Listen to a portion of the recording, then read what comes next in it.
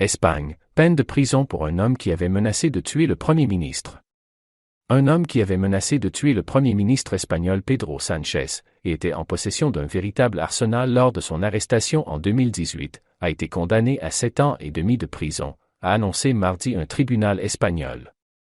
L'Audience nationale, tribunal basé à Madrid notamment chargé des affaires de terrorisme, a annoncé dans un communiqué avoir condamné à 7 ans et 6 mois de prison un vigile qui avait manifesté en 2018 sur les réseaux sociaux son intention d'assassiner le socialiste Pedro Sánchez pour des délits de préparation d'homicide et possession d'armes de guerre.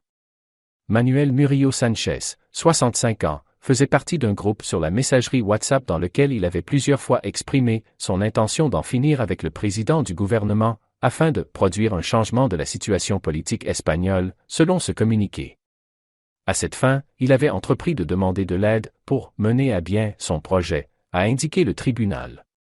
Dans ses messages, l'homme avait manifesté son indignation face à la décision du gouvernement de gauche dirigé par M. Sánchez d'exhumer les restes du dictateur Francisco Franco, 1939 à 1975, de son mausolée près de Madrid pour les transférer dans un cimetière, une opération qui a finalement eu lieu en octobre 2019.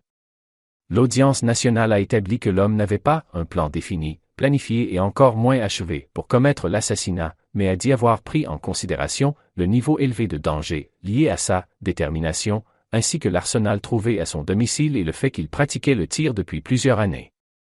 Lors de son arrestation, en septembre 2018, la police avait retrouvé à son domicile de Terrassa, en Catalogne, nord-est de l'Espagne, de nombreuses armes et munitions, dont un fusil d'assaut, une arbalète artisanale et un propulseur pneumatique de fabrication artisanale pour tirer des fléchettes à pointe d'acier, selon le verdict du tribunal, daté du 11 avril.